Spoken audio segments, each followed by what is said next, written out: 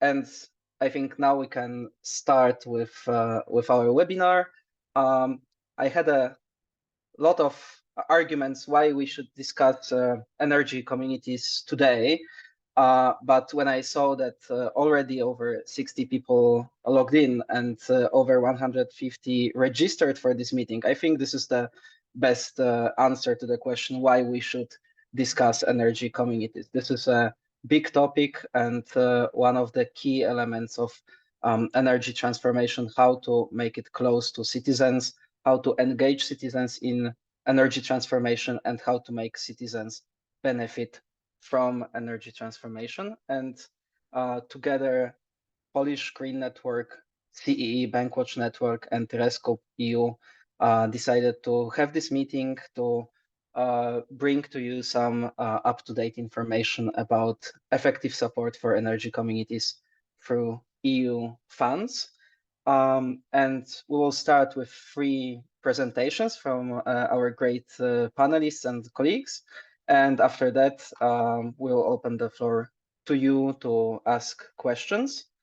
We'll have the first presentation from Chris Vretos, project manager at REScoop EU, about the general overview of the energy cooperatives financing situation. REScoop is the European Federation of Citizen Energy Cooperatives, a network of nearly 2,000 cooperatives operating across Europe and representing over 1.25 million citizens. Then we will have another presentation from my colleague Krzysztof Mrozek, who has worked in Bankwatch since 2021 as a senior EU policy officer. And Krzysztof will introduce us and present the publication about selection criteria for energy communities, how the proper selection criteria can be developed. And Bankwatch is the largest network of environmental and watchdog organizations in the CEE region, and we are focused on making the public money work for the climate and environment. And I said we because Polish Green Network is a proud member of Bankwatch. And today the Polish Green Network will be represented by Zuzanna Sasiak, who has been a long-term coordinator of the More Than Energy campaign and movement at the Polish Green Network. And Zuzanna will tell us more about the situation in Poland, the potential support for energy communities, and calls for proposals announced so far. If you're listening to us in Polish, this is possible thanks to Ola Szkudławska and Helena Marzec, who are our interpreters. Thank you very much for supporting us. And with no further delay, I would like to give the floor to Chris Vretos from REScoop. Chris, please, the floor is yours. So hi everyone, thanks Krzysztof, and thanks Polish Green Network for really this great organizing today, and Susanna, and of course to our interpreters that make sure that this event is accessible as possible. I had a quick look at the participant list. I think we're really quite well represented, all the way up north to Ireland, all the way down south to Greece. So I'm quite excited for the discussion later to hear from different people's experiences on accessing EU funds and advocacy around that. So without any further delay, okay, you should be able to see. I'll get straight to it. The presentation is called Show Me the Money. It's, you know, the burning thought on everyone's minds. How do we get community energy projects off the ground that are usually, due to their volunteer nature and due to their citizen participation and higher risk of accessing capital, and since, you know, banks usually refuse to loan them, it's really hard to get these community energy projects off the ground. So we really think that public finance, such as EU funds, could really step in and accelerate the buildup of community energy projects, and of course crowd in further private capital downstream. Very quickly, you probably all know who REScoop EU is at this point. As Krzysztof kindly mentioned, we are a European federation representing more than 2,000 energy cooperatives from across Europe, in turn representing up to 2.5 million EU citizens. And really, you all also know what is an energy cooperative, but very just quickly to say that it broadly refers to groups of citizens, municipalities, and small and medium-sized businesses that together co-invest, co-own, and co-benefit from local renewable energy projects.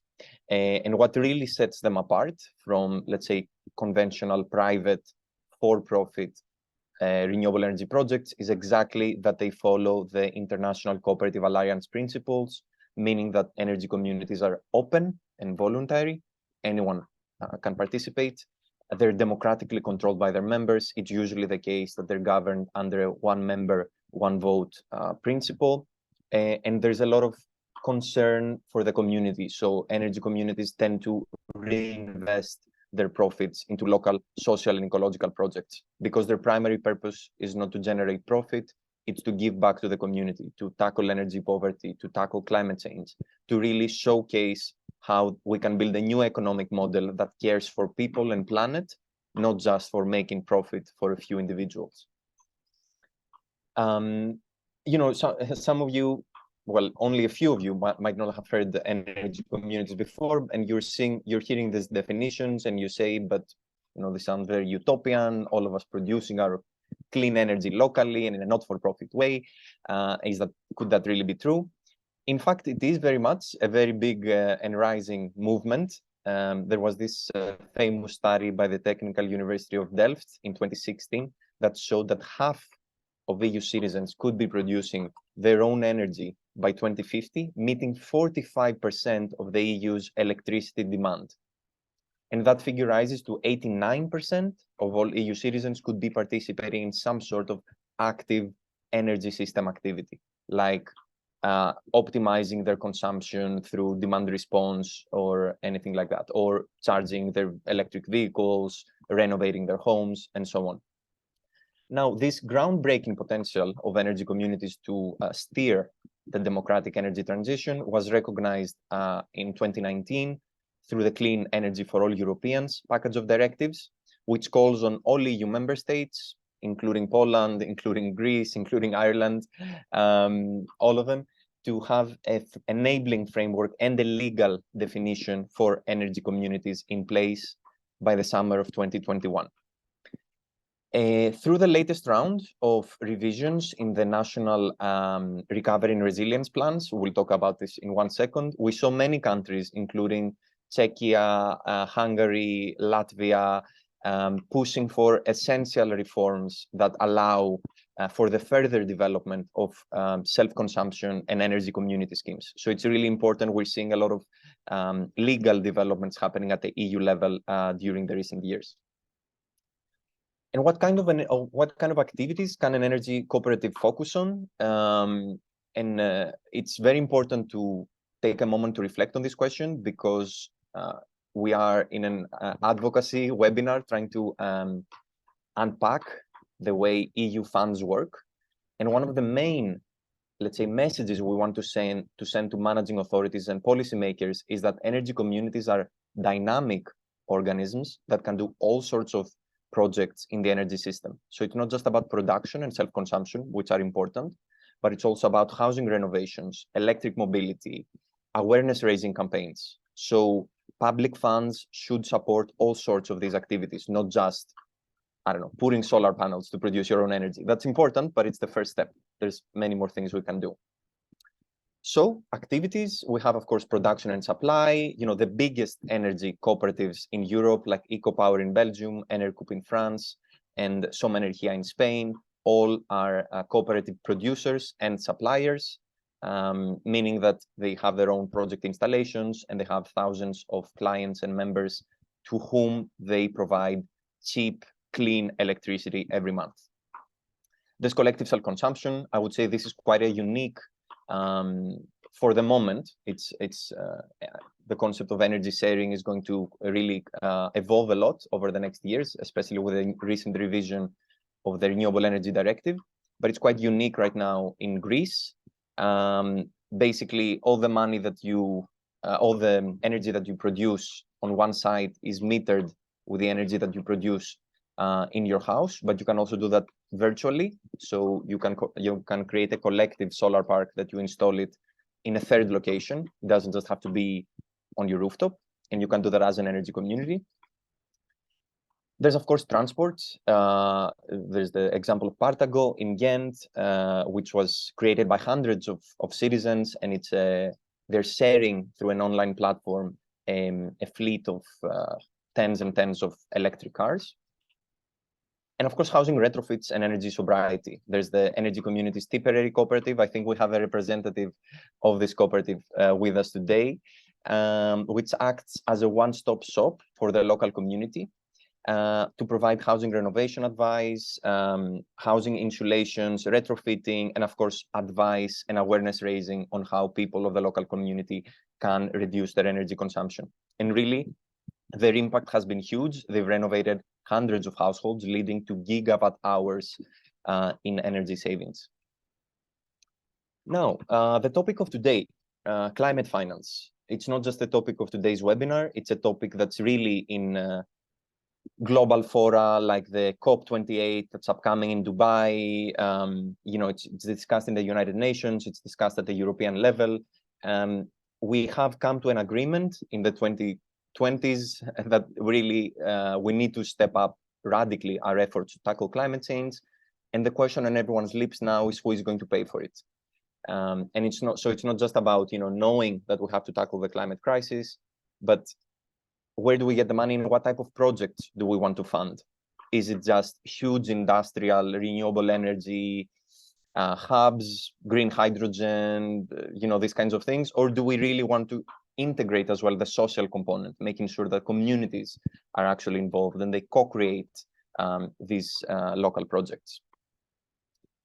This is the reason, this is one of the reasons why we created, together with Bankwatch and Climate Action Network, this public financing tracker that you will see in 1 second.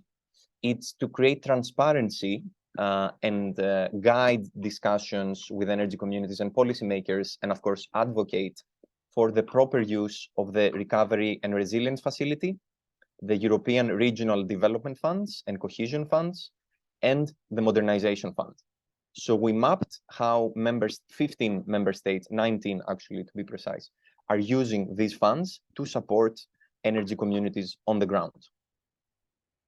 To do that, we mobilized campaigners from all of these member states, including the Polish Green Network here that's co-hosting the webinar today.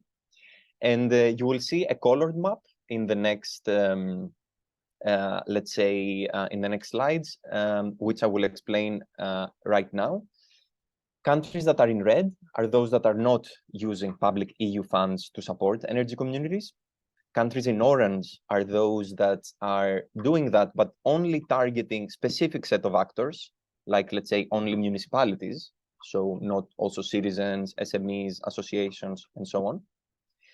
Countries in yellow are the ones that are targeting energy communities, but still we're missing some of these operational details of how the programs will be implemented. And countries in green are the ones that are really targeting with adequate financial support and strong social criteria, energy communities, and making sure that really citizens are part of these communities, that it's not just, I don't know, large private players that are behind these initiatives. And here's the first snapshot of the recovery and resilience plans of 19 member states. And it's good to keep in mind as well in the next slide that I will show that, as you probably know, countries have undergone revisions of the recovery and resilience plans over the next, they submitted revised recovery and resilience plans. And we saw that in many countries, actually, they use that opportunity, the famous Repower EU chapters, to increase support for energy communities even further. We think this is a quite positive development. There were, of course, negative elements in these revisions as well, like support for fossil fuels in some countries, like, for example, Poland.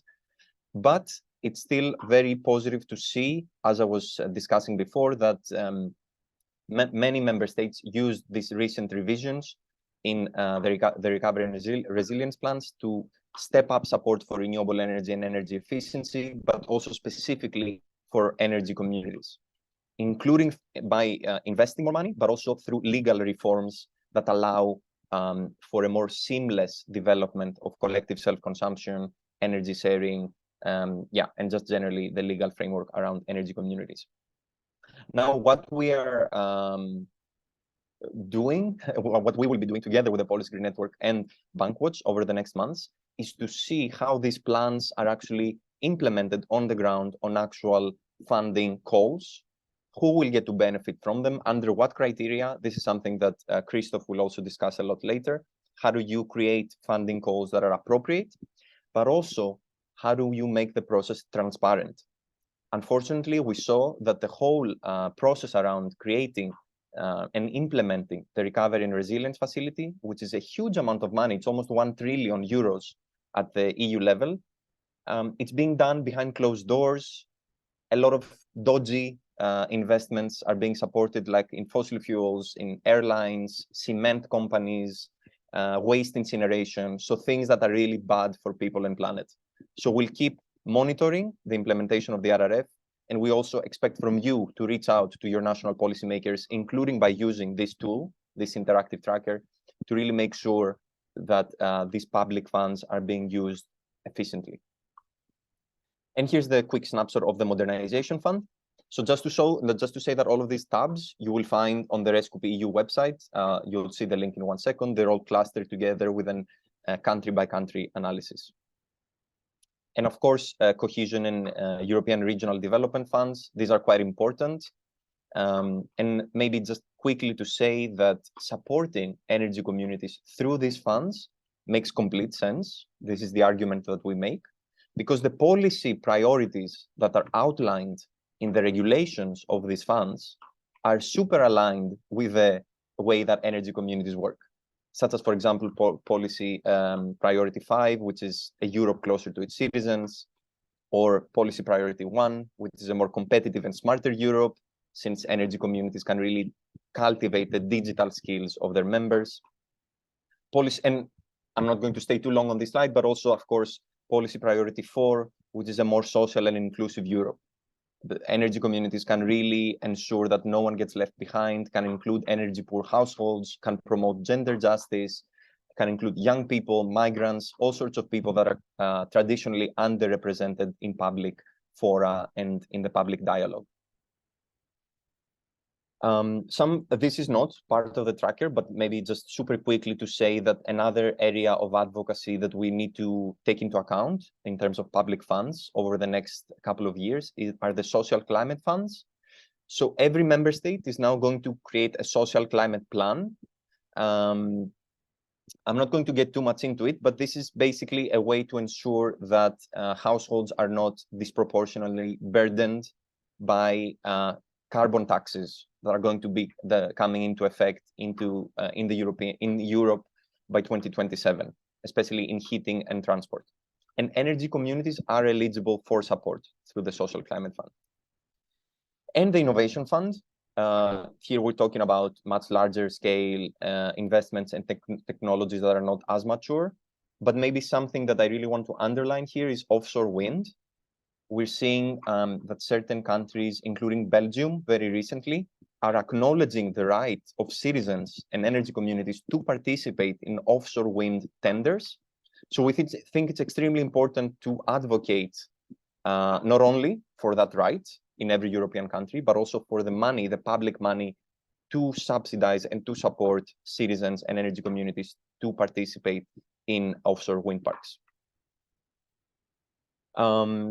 So just as I'm coming towards the second and final part of the presentation, I want to mention a good practice checklist that I'm not going to stay too long into, because this is going to be analyzed as well by Krzysztof in the follow-up presentation.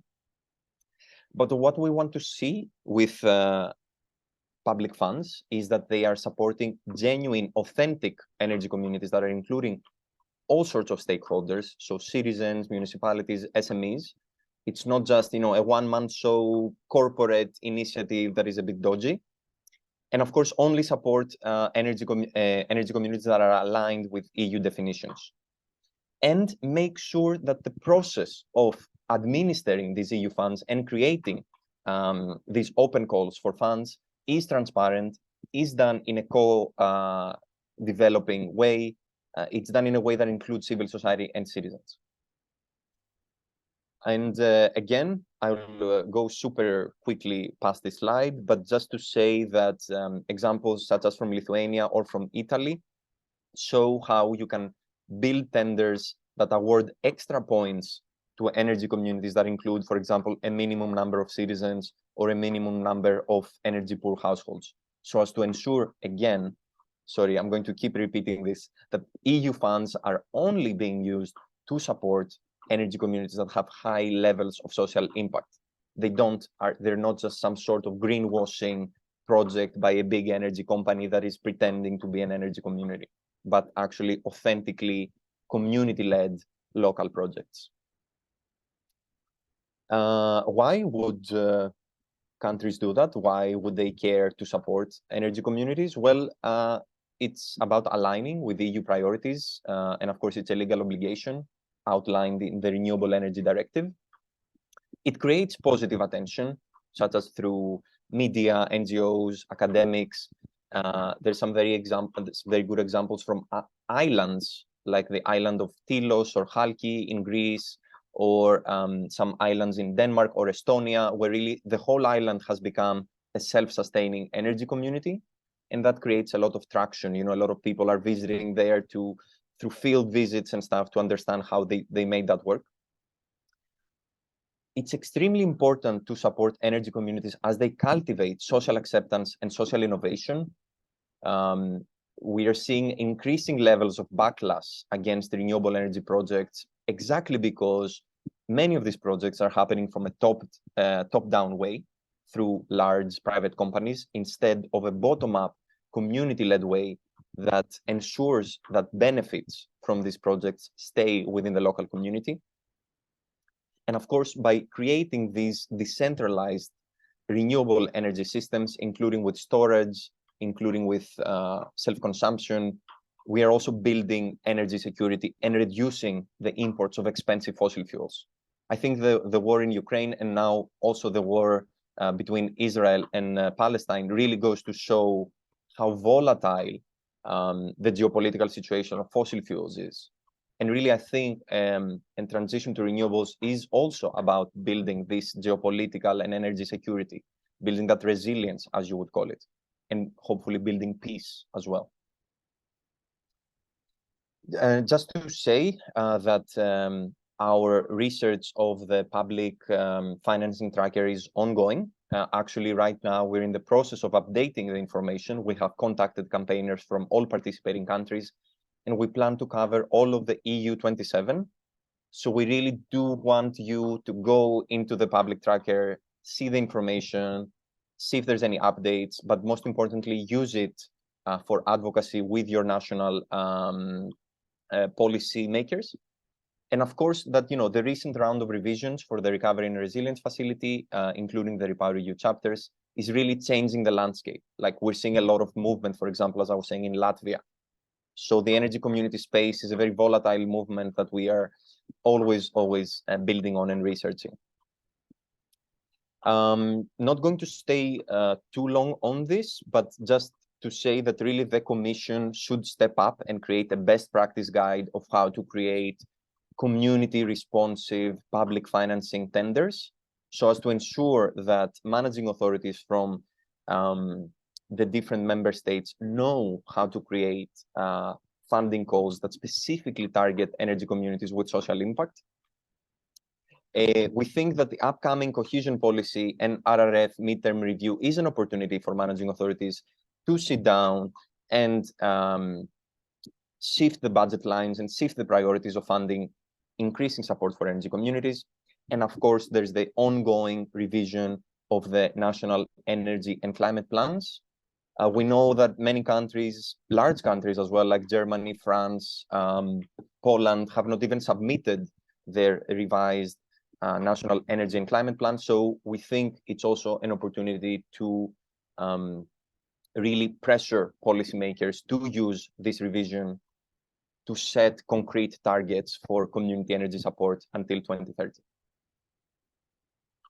Now, I know there was a lot of information, but don't worry. Bankwatch and the Polish Green Network and REScoop EU are here to support you in every step of the way. If you're thinking of, if you're either a policymaker and want to design a funding tender for energy communities, or if you're an energy community and you want to see what's available in your country.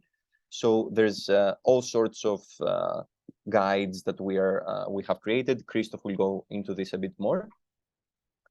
And one of the last things that I wanted to say is that, again, I've mentioned this before, we are seeing a consistent and systematic lack of transparency in how these EU funds are being used.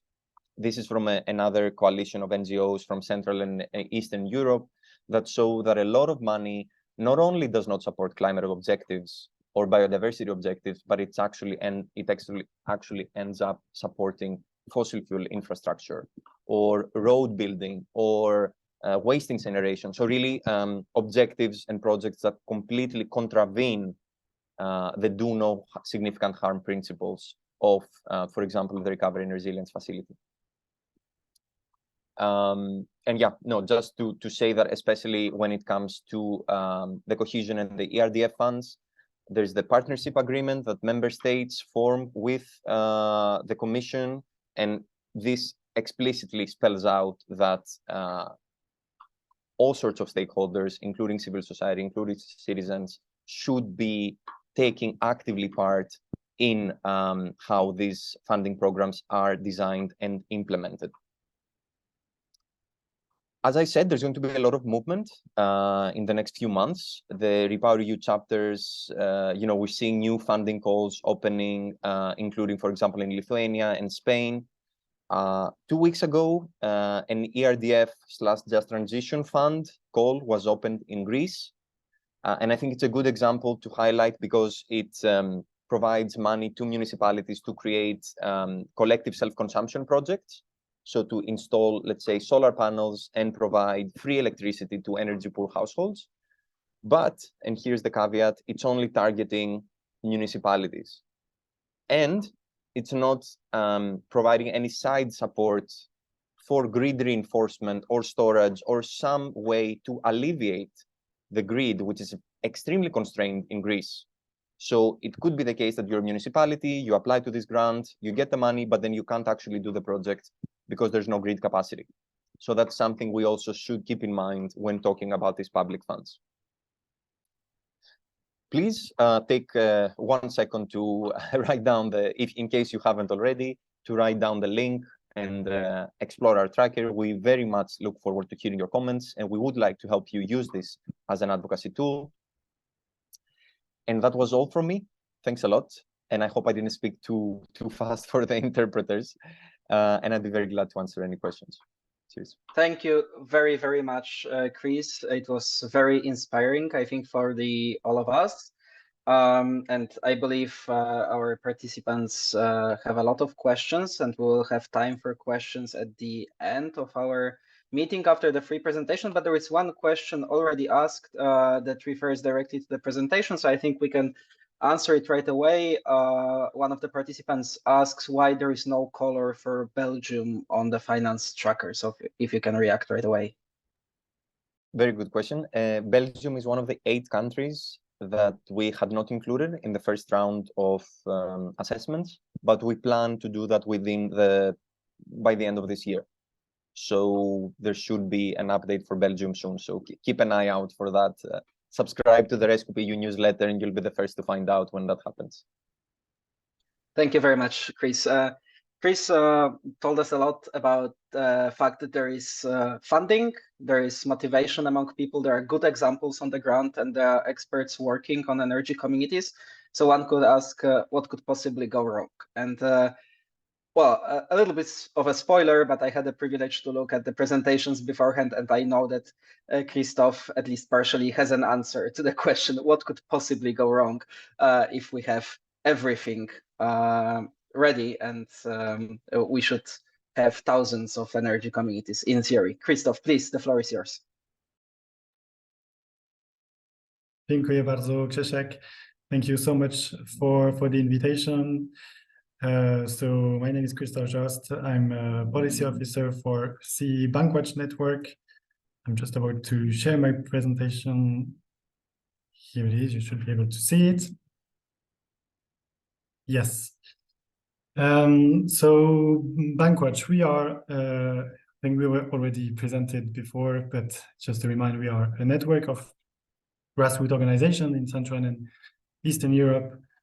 We focus on international public finance, so we monitor international financial institutions such as the EBRD, the European Bank for Reconstruction and Development, or the European Investment Bank, but we also keep an eye on EU funds, and this is why I'm here today.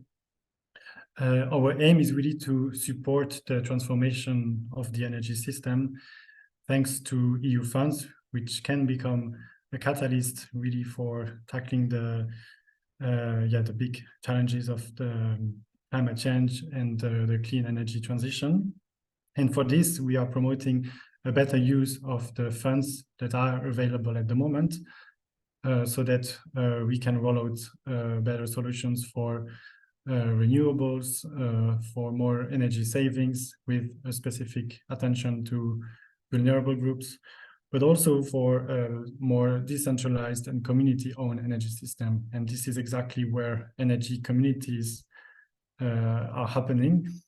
So in Bankwatch, we are not specialists of energy communities, but we are partnering with other networks such as REScoop EU to share a bit our expertise and make sure that our objectives align. So my presentation is about how to make this a better use of EU funds for energy communities by designing proper selection criteria. That means the good conditions to make EU funds happen for energy communities on the ground. And before going to this, I think it's important to remind a bit what are the benefits of energy communities, because this will very concretely lead us towards defining those conditions. If we have a better idea of what do we want to achieve, then we can also integrate those ideas as proper conditions. So we already know that energy communities can have a lot of benefits for stakeholders, for communities on the ground. Economic benefits first, because it can create more jobs. It can contribute to the local development of territories, in particular in rural areas, by creating more investments. There are also social benefits, because energy communities can contribute to lower the energy bills of households, but it can also empower the communities and increase the public acceptance of the energy transition, of the new renewable energy projects. And lastly, it can also address energy poverty if you also put together specific schemes for vulnerable households. The last point, of course, on the environmental benefits. Here we speak about reducing the greenhouse gas emissions, development of renewable energies, and increasing more generally the resilience of the territories. So to unlock the potential of energy communities, there are actually a lot of opportunities around it.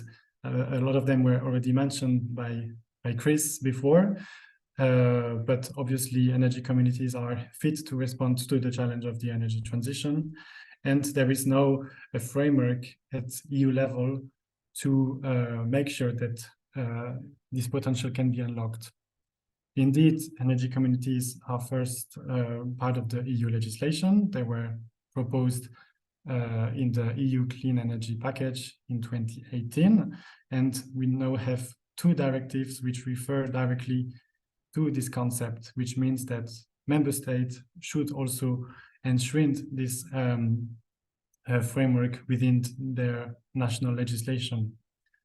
There is also some support scheme and objectives at EU level For instance, last year, the European Commission proposed a new solar energy strategy with one concrete objective related to energy communities, which means that by 2025, so in 2 years, there should be at least one renewable-based energy community in every municipality with a population higher than 10,000 inhabitants.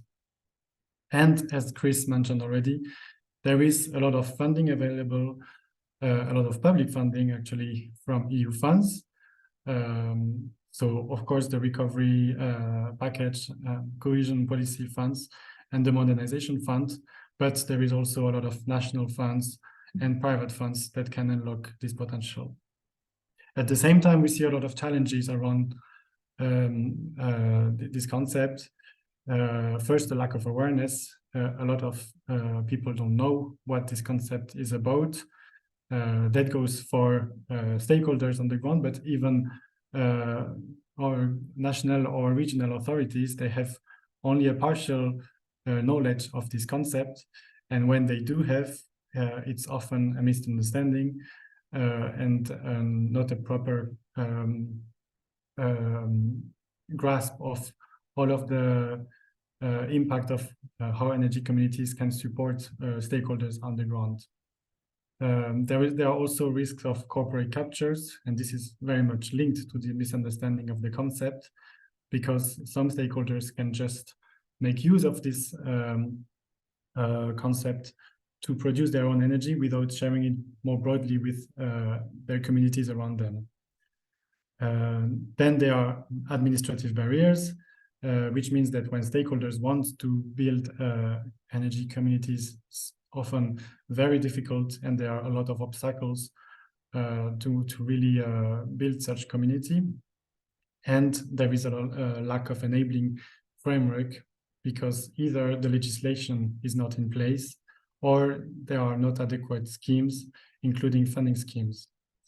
So this is why, based on these observations, we in Bankwatch, we have developed some specific criteria to make sure that energy communities can be better funded, and we can also better inform the managing authorities, so the authorities that are managing EU funds, about the needs of energy communities and what kind of things need to be included in the calls for proposals and selection criteria. So the aim here is really to put together concrete selection criteria.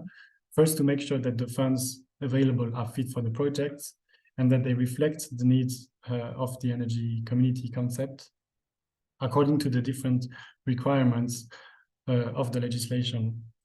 And all of this should create new opportunities on the ground, because if we have this pipeline of projects, and if we have the adequate support schemes, then beneficiaries and stakeholders can better access those funds altogether.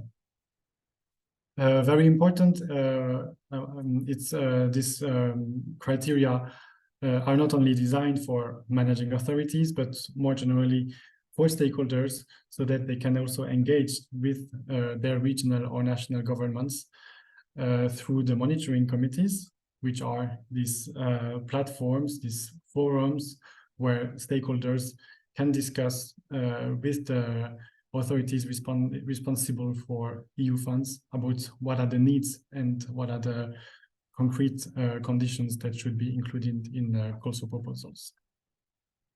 So what are those criteria very specifically? We have listed in our briefing some ideas of concrete criteria and indicators. They seem a little bit theoretic, but then I will come up with an example. So 4 types of criteria related to the benefits and to the concept of energy communities. First, and very important, the governance criteria. These are really essential because energy communities, they are a concept which is built around concrete principles, such as the open and voluntary membership, a democratic control, an effective control and ownership by the community, and also some things related to minimizing the risk of corporate captures.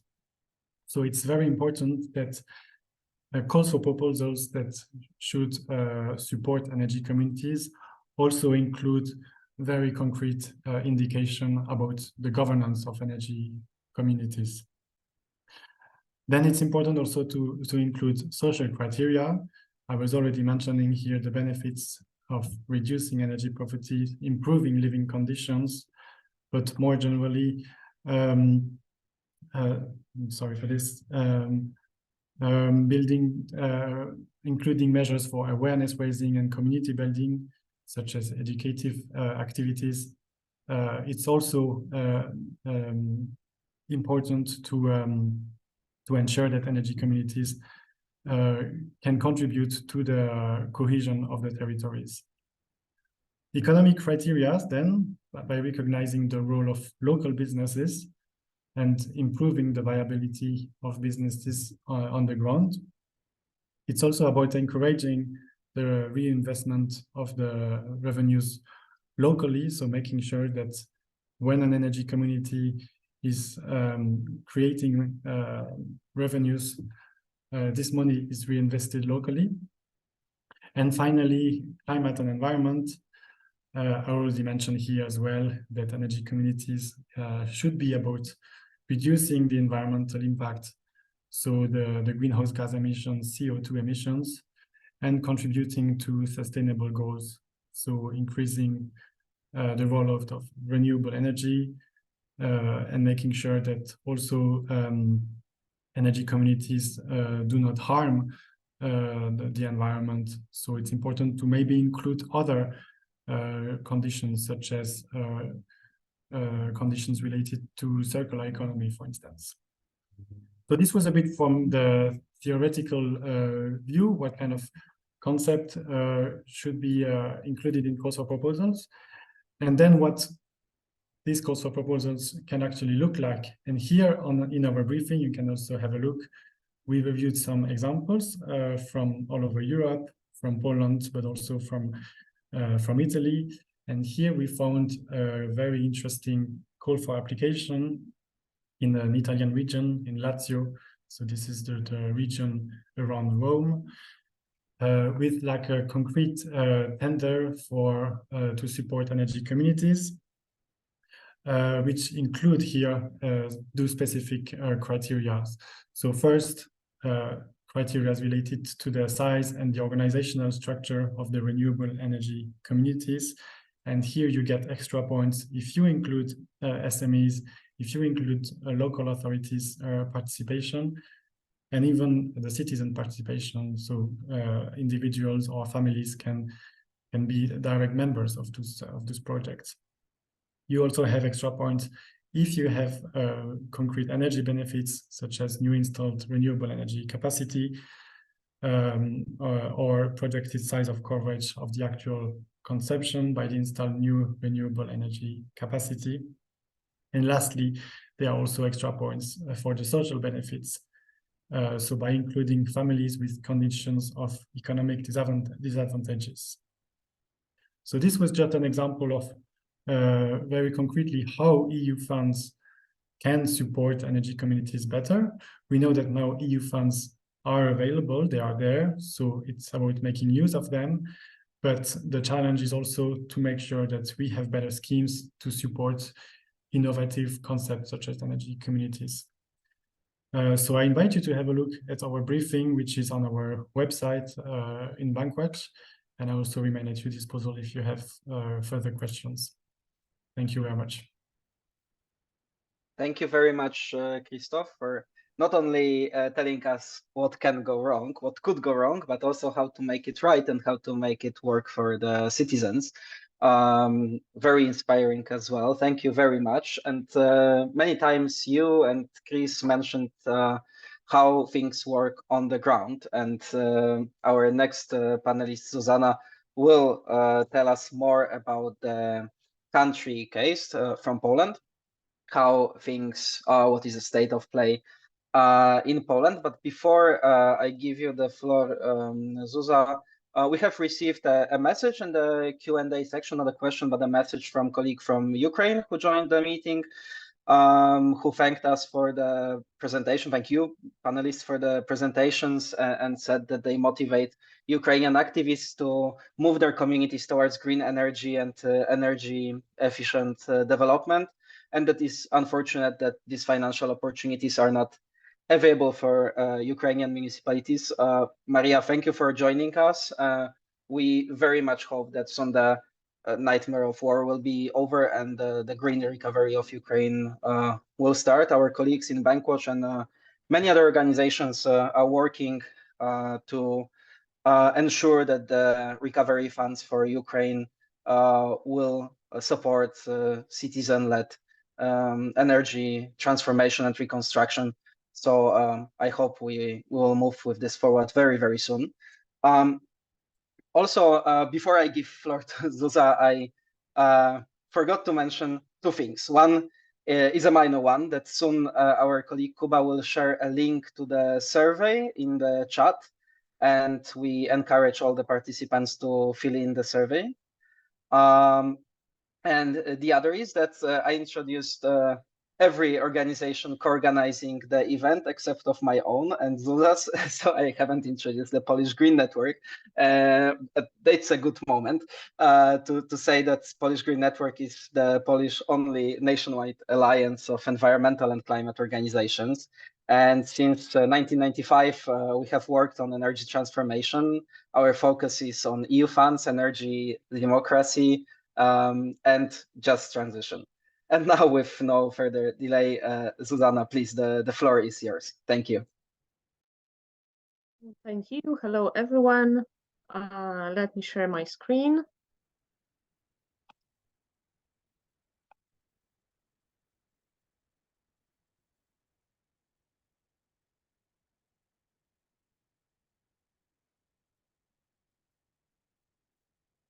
Can you see it well?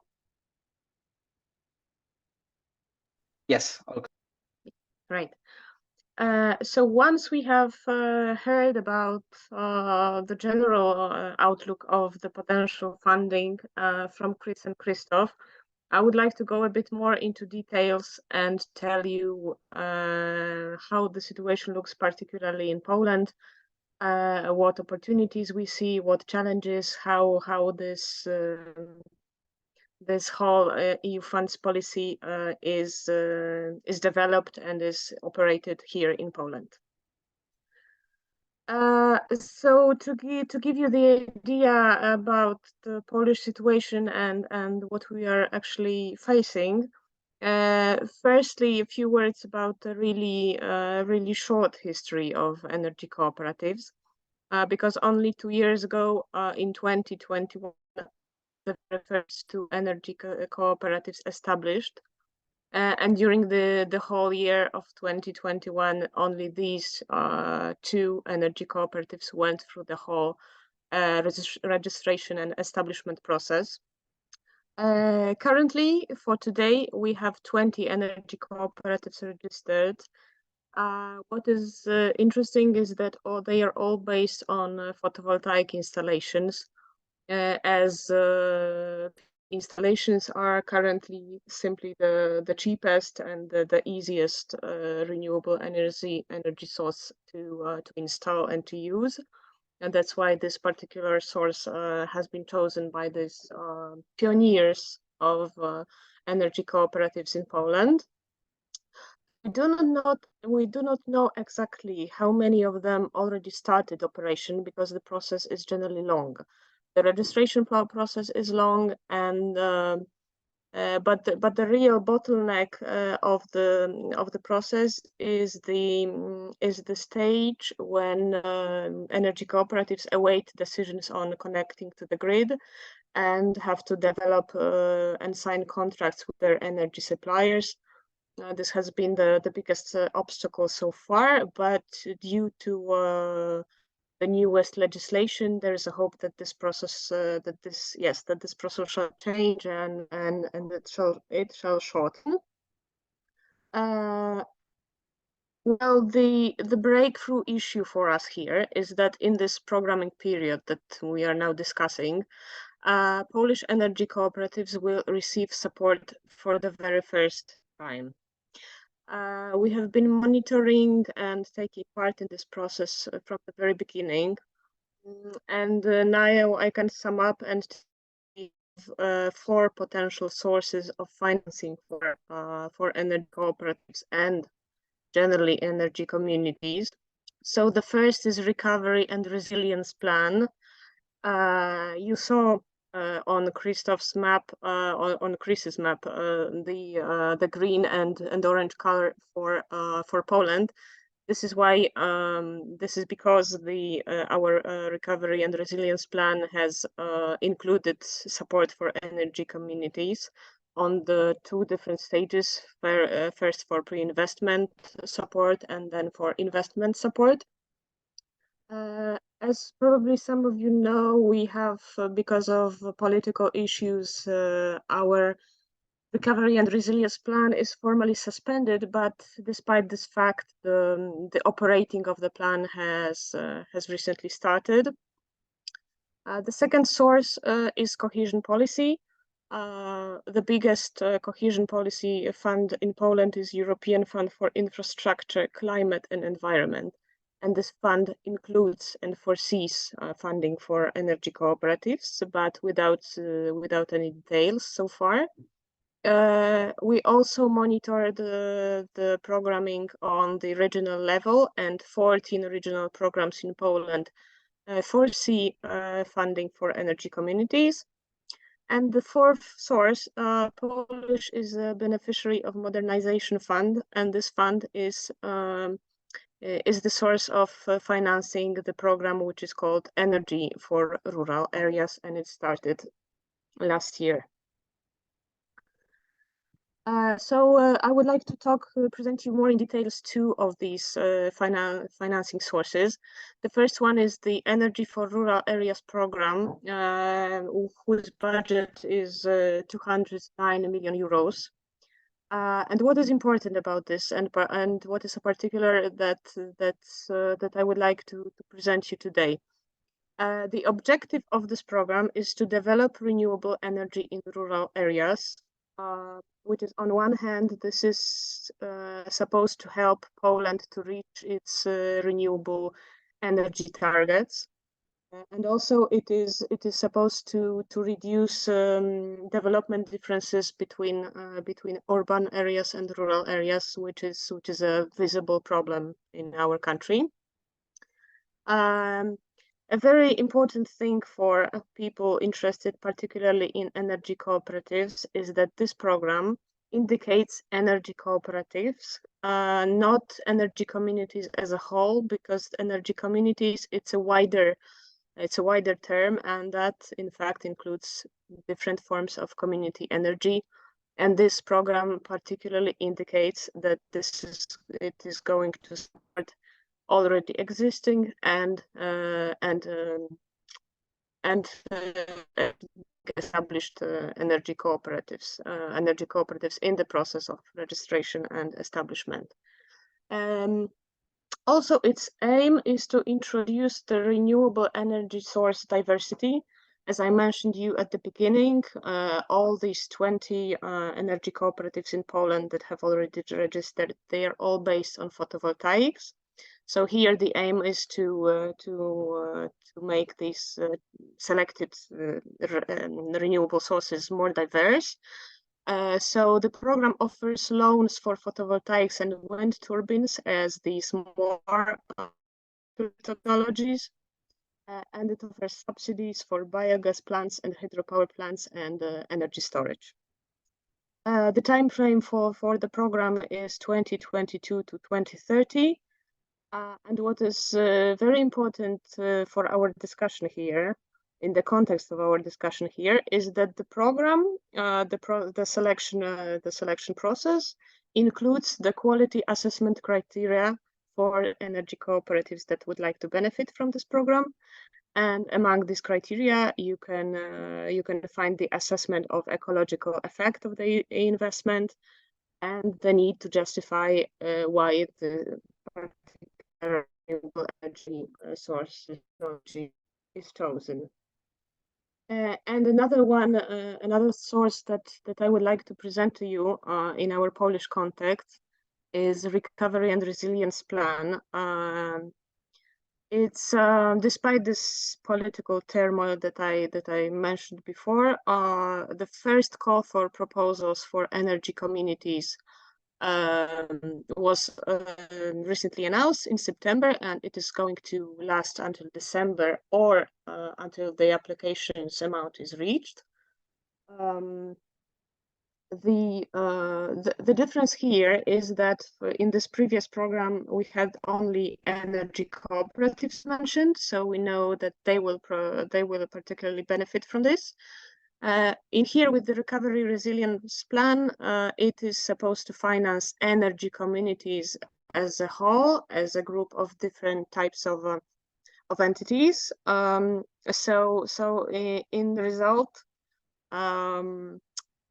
so out of 139 entities that the government has foreseen to receive funding, this will be given to 90 clusters, 33 local government investments regarding energy, and only 16 cooperatives.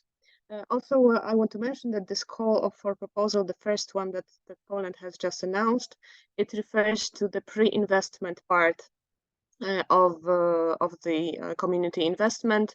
So costs like pre-investment documentation, analysis, IT systems are welcome here.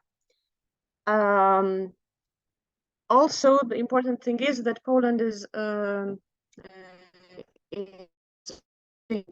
our EU strategy to its recovery and resilience plan.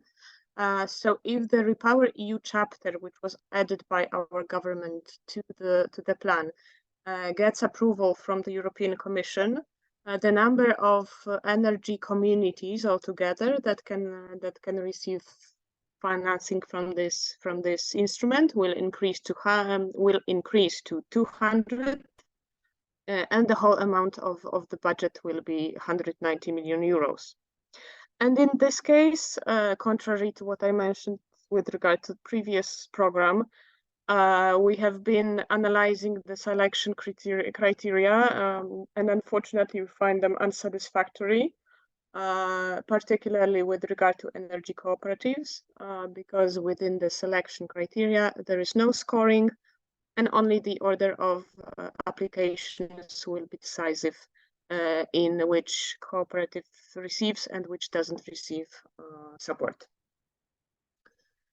So what we would like to change with regard to selection criteria regarding recovery and resilience plan, but also all other funds that are foreseen here for the support for energy communities. So the first and very basic thing is that we would like to convince managing authorities that they should offer larger support to citizens communities, not corporate communities like clusters, for example. And along with this, we would like them to put a greater emphasis on social criteria. Krzysztof has mentioned what social criteria are, and this is exactly what we would like to see in the selection processes. Of course, what is crucial, but we cannot be 100% sure, is that only renewable source-based communities should receive funding.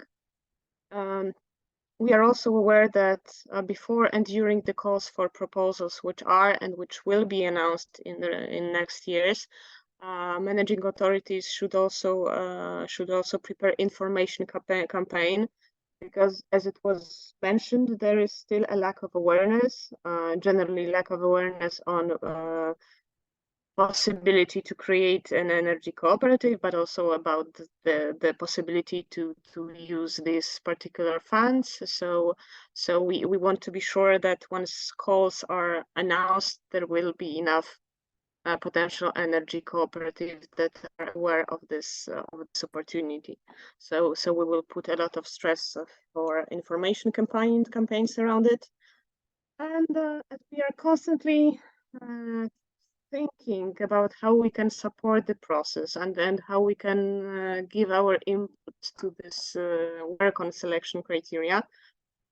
We have the initiative that we would like to, with the support of experts, we would like to develop a model selection criteria for energy cooperatives, mainly bearing in mind the regional authorities, those 14 regional authorities that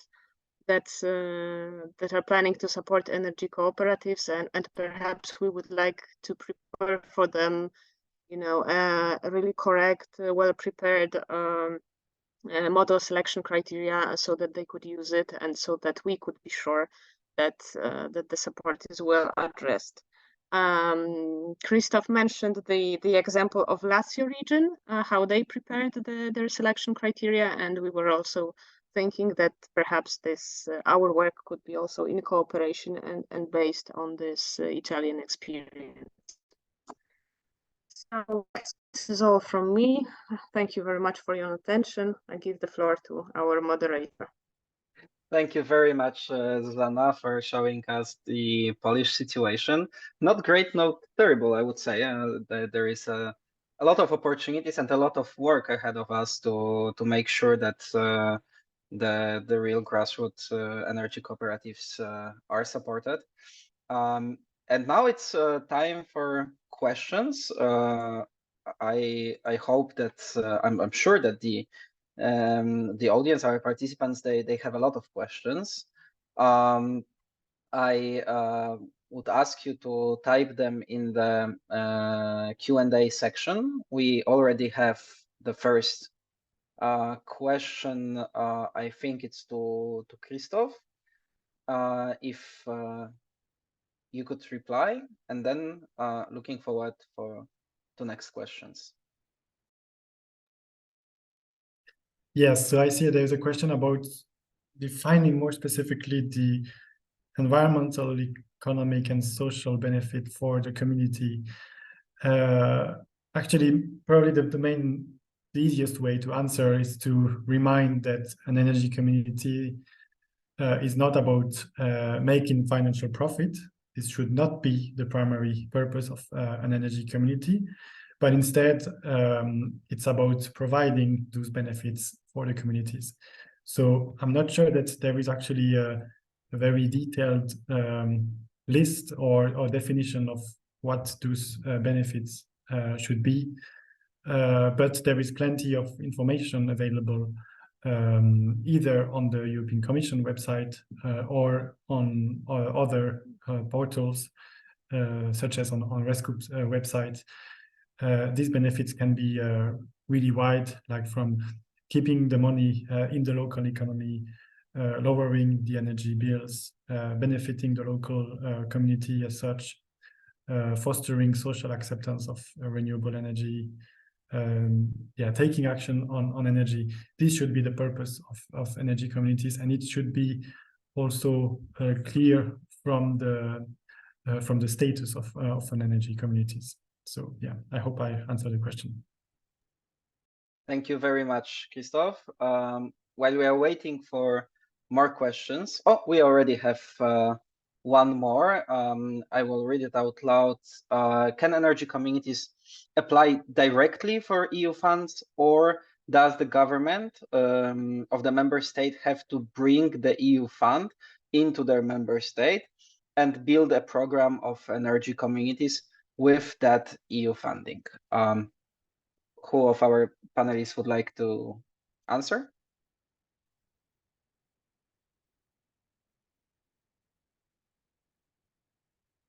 Zuzanna, please. Yes, I can reply to this question on the basis of Polish experience, but I assume that the rule works the same in all member states. We do not apply to the European Commission for this funding directly, but this is on the basis of the national programs, national funds that the state has to prepare. So I said national, but we have in fact two levels of programming. There is a national programming of funds and the regional or local programming and funding. So this is an opportunity, a good solution for potential beneficiaries to look at both national level and regional level and choose this fund or this call which refers best to their needs. Thank you. And Chris, please. Yeah, I will echo what Susanna said, and I will add the following. First of all, keep tracking the website of IDAE and of course also of the Ministry of the Ecological Transition of Spain, just to see if there's any announcements about the open calls and what's the timeline. I would also urge you to contact, since we're talking about the Spanish context, Soma Energía and Unión Renovables, because, you know, as very large community energy organizations in Spain, they should have a better overview of when these tenders will be available and how you can access them. And thirdly, I do have a contact. It's a person we have actually spoken to from IDAE, and she's quite enthusiastic to support energy communities. So I will privately message you her email, and hopefully you can use it to contact her and see if she can give you any more of like a direct info around the topic. Hope that's useful. Thank you very much, Chris. And you actually answered to the next question that I haven't seen yet on my list. It appeared a bit later. The question was about, indeed, preparing the energy community to access the EU funds in Spain. And we have more questions coming. The next question is, when you say EU funds, are you talking about grants not to be paid back or loans? Maybe Krzysztof, can you answer? So this is up to the managing authority to decide, but in general, we talk about grants. So yeah, direct subsidy at a certain rate. So it means that it can be 100%, but usually there is some co-financing needed. In some cases, but it's not the majority, there can be loans, like very cheap loans, but only for, I think, mostly for specific schemes like energy efficiency or things like this. So yeah, in general, it's about grants, so direct subsidy. Thank you, Krzysztof. And the next question is, can we explain the difference between energy communities and energy cooperatives? And if energy cooperatives have already been established and work successfully throughout Europe, why is there a need to push forward organization of energy communities? Maybe Chris, can you briefly answer the question? Yeah, so just to be clear, I know it's indeed it can be very complicated. Even as, you know, the panelists, once we say energy cooperatives, the next sentence we say energy community, so I understand it can be a bit confusing. Okay, so the very first community energy organizations in Europe, let's say in the 1970s, the community-owned wind turbines in Denmark, those were in the form of cooperatives. Generally, in many countries, the legal definition of an energy community is based on the law for cooperatives, including, for example, in Greece. There's many reasons why this is happening. It's because the way that the EU directives around energy communities are phrased, there's a very big overlap with the way, with the international cooperative principles. So what we were discussing before, like that every member should have one vote. So, you know, you have the democratic governance, you have the economic participation of members, you have the concern for community. So really think of it as two circles, you know, a Venn diagram with a very big overlap between the two. Having said that, as we discussed, the European definition gives the leeway, the freedom to member states to decide what legal form energy communities can take in national legislation. In fact, in some countries, an energy community can be a lot of different things. It can be an association, it can be a partnership, it can be, it can be based on a lot of different legal forms, which in turn affect its governance, you know, the type of membership, the type of economic participation. But just to summarize, we think that cooperatives are a good way to articulate energy communities exactly because they promote not-for-profit approaches and democratic governance. I hope that at least a bit clarifies the situation. Okay, thank you very much, Chris. We have one a general question now and one Poland related. So I will start with the general one from Christian. Are you aware of any funding that is available for communities that want to do the part related to information sharing, acting as a one-stop shop, if the local authorities are not providing such support? Who of you could answer? I can take Please it, and do. maybe, yeah, feel free to jump in, the rest of you. I know that we were having this discussion, Krzysztof, with our colleague Anilia on how actually, I think it was the Lazio region, wasn't it, that was partnering with the Polytechnic University of Rome, and it was exactly providing grants for awareness raising around energy communities.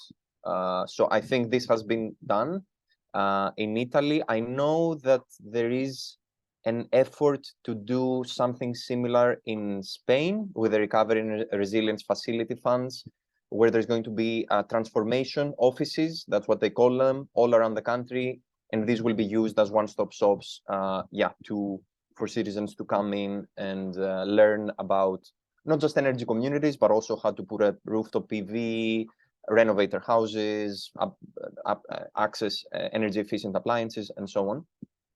And I know that a similar approach with one-stop shops is being planned in Czechia and Slovakia, but probably, Krzysztof, you know better. It's just a general conversation with some managing authorities I've had over the summer, so I cannot give you very detailed answers on that.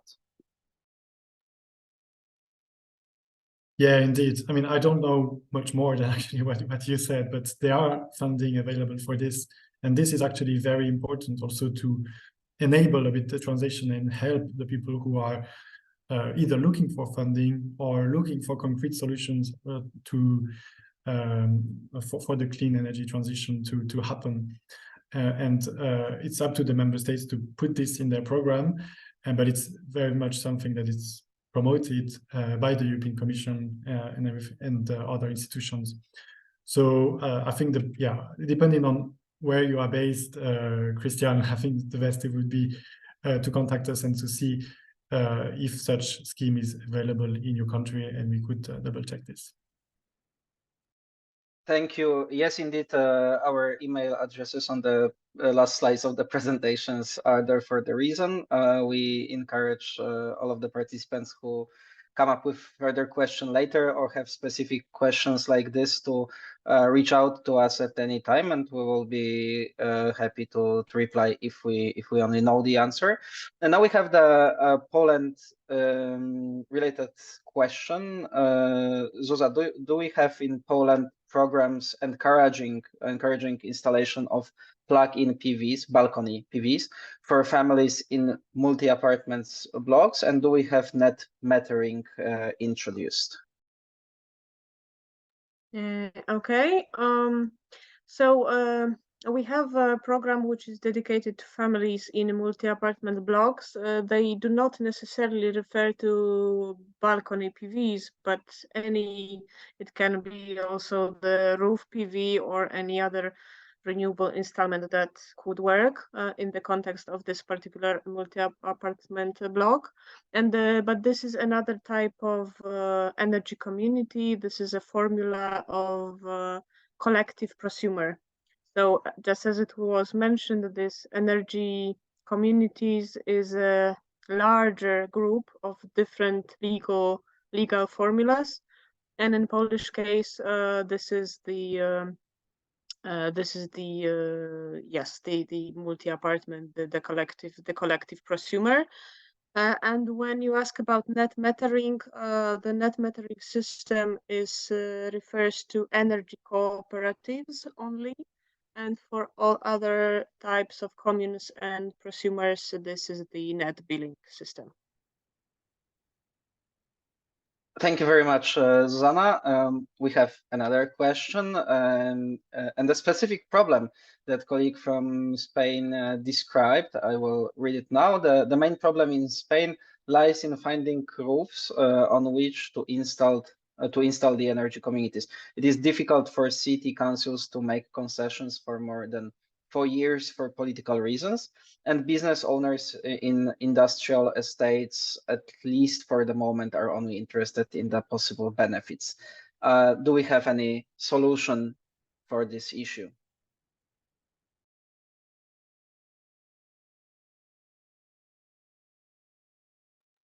I can maybe try.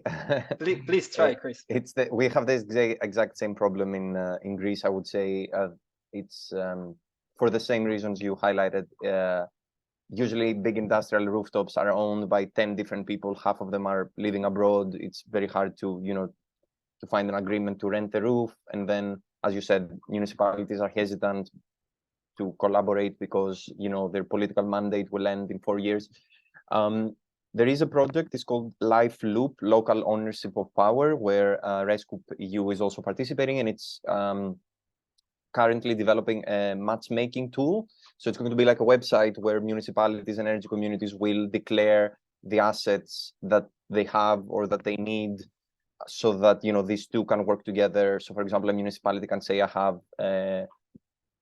I don't know, 100 square meters available rooftop, and an energy community can say, I'm looking for a rooftop. So, these two can work together.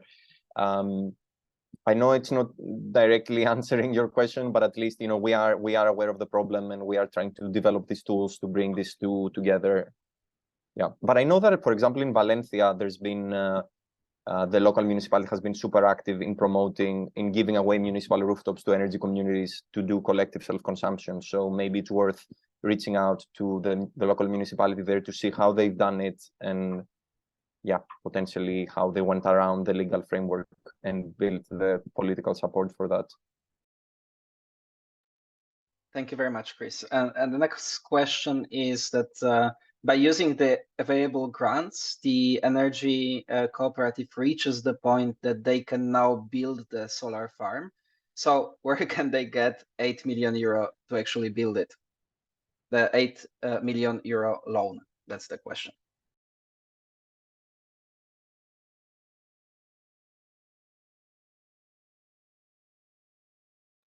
Yeah, maybe I can try to answer. I mean, please.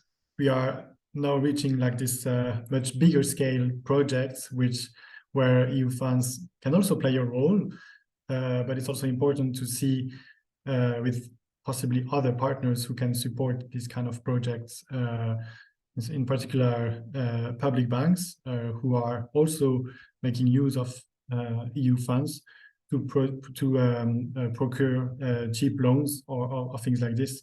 So this would be probably a solution, like making use of EU funds to leverage other kind of financial instruments.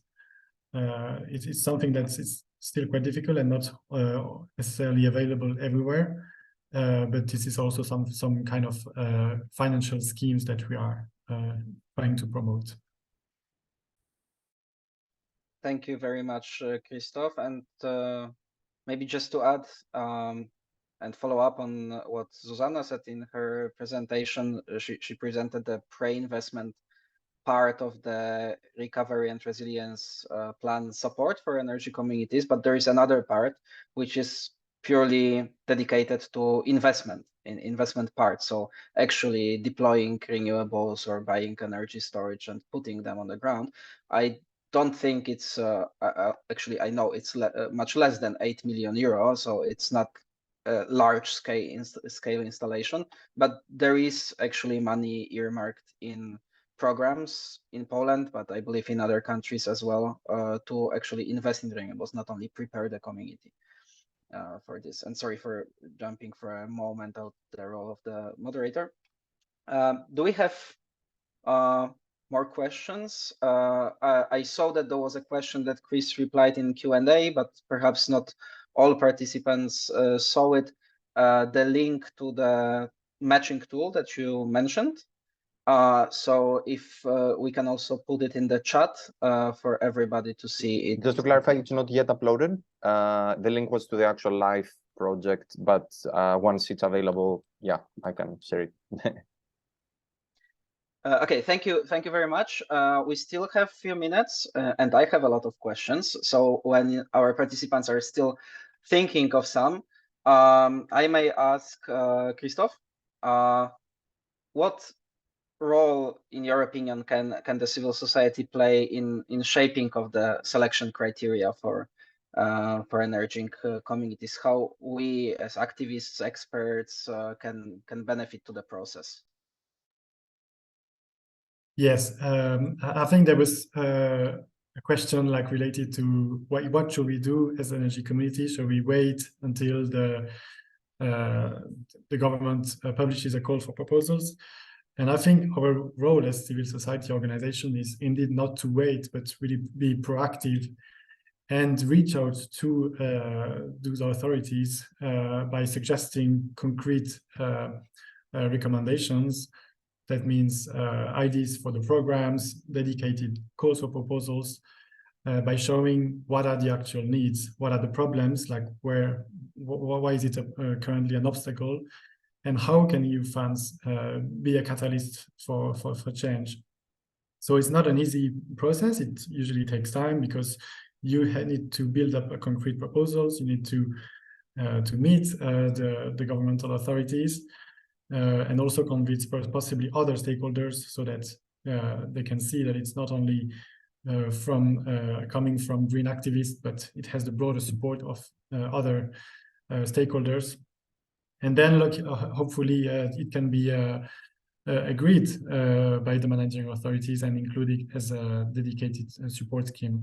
And I would also here refer to the work of monitoring committees for European structural and investment funds, where stakeholders have a role to play in shaping how the EU programs are implemented.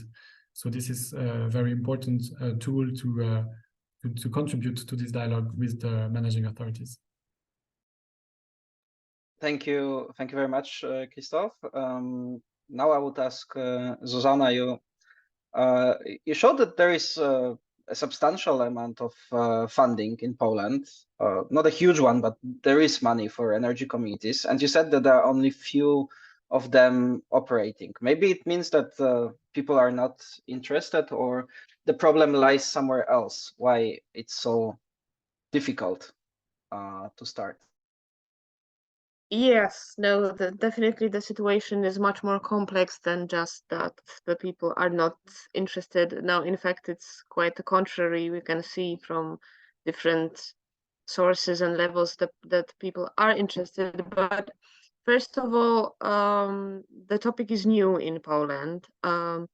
In fact, the legislation was ready in 2019, and along with the legislation was unfortunately no awareness raising campaigns, no particular incentives, and we will all agree here how important it is for energy community development.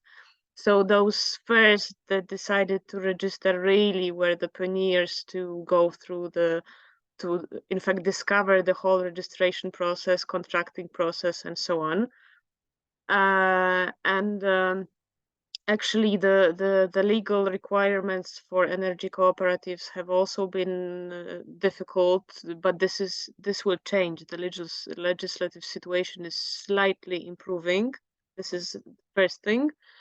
And another is that, of course, the financing, the financial support is always a crucial factor, right? And this is we have been participating in EU funding for around 20 years now, Poland.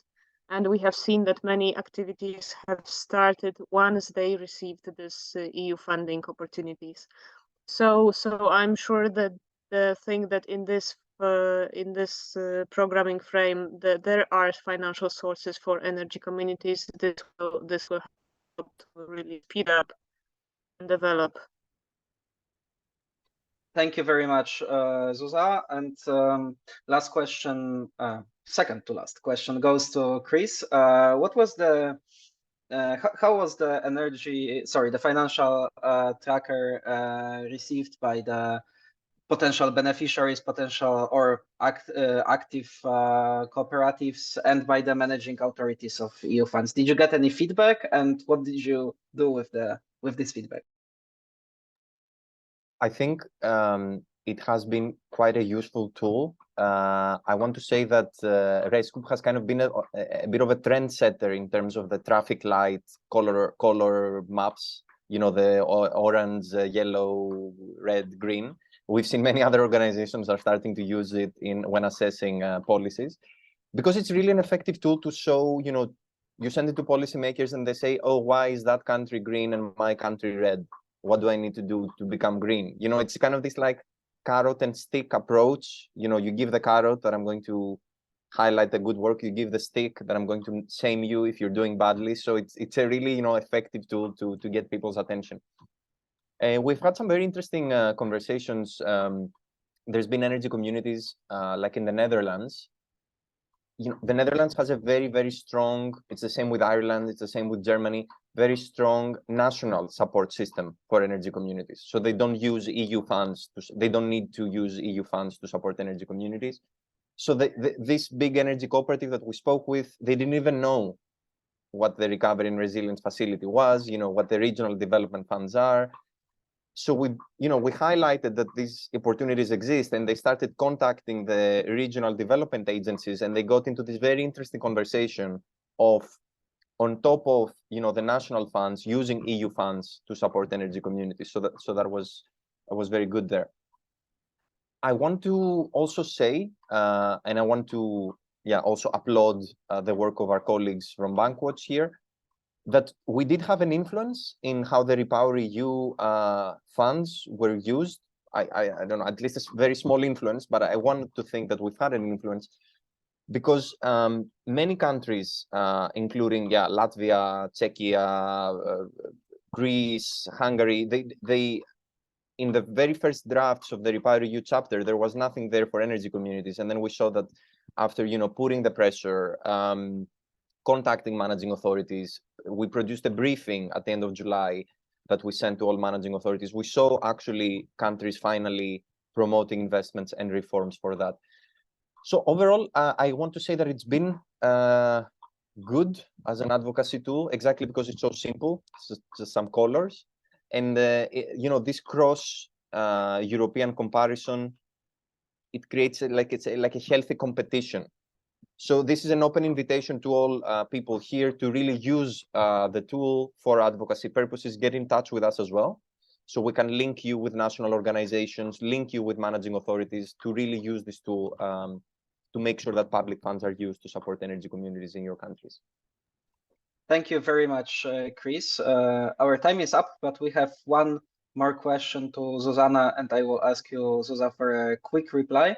Do you think that change in Polish government will change things, as I understand, connected to energy communities in Poland? Oh, I very much hope so, because we have been discussing these topics with the parties, with this so far oppositional parties, which now have probably will have the opportunity to create the new government. We have had many discussions with them, many meetings when we have been exchanging about what we find important for climate and energy democracy, and they every time they have promised us that that they would include that in that program, and finally we have also seen that written down in their programs before elections, that many topics regarding climate protection, but energy democracy and particularly energy communities as well. So we very much hope that if they manage to create a new government, they will stick to their promises and their previous declarations, and this development will move forward. Yeah. Thank you very much, Zuzana.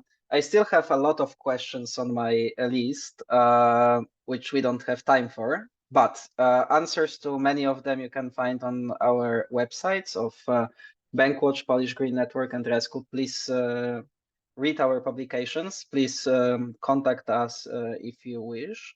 We really hope for it. Please find a few minutes to fill in the survey that was linked in the chat. Well, I will turn I will ask the last question, but I will leave it open. What do we have to do, and how much work we still have ahead of us? to make sure that this super complicated legal and financing landscape is made simpler and more understandable for all who are interested in citizen energy. I think now we have plenty of possibilities, legal and financial, but the organization and the structure might be discouraging because it's super complicated. So there's plenty of work ahead of us. The new programming period for EU funds starts soon, and we will be working hard to improve the situation. Thank you very much to our panelists, Zuzanna Sasiak, Krzysztof Mrozek, and Chris Fretos, on behalf of Polish Green Network, Bankwatch Network, and REScoop EU. Thank you very much to all participants. I hope it was interesting for you, and big thanks to our interpreters, Ola and Helena, who facilitated the meeting. The recording will be available on our websites. Please visit the Citizens Observatory for Green Deal Financing website, where we place all recordings of our webinars from this series, and hope to see you soon on the next meetings, online or offline. Thank you very much and have a good afternoon. Bye-bye.